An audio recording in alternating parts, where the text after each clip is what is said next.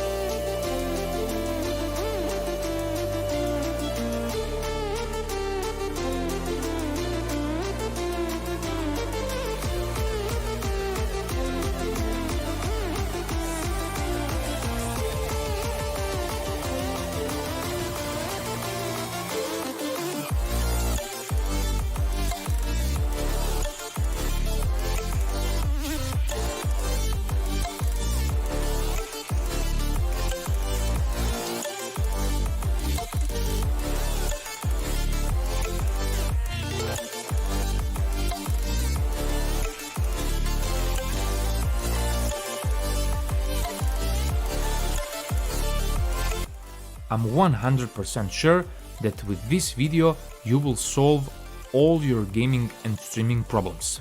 If you liked my video, please subscribe to my channel.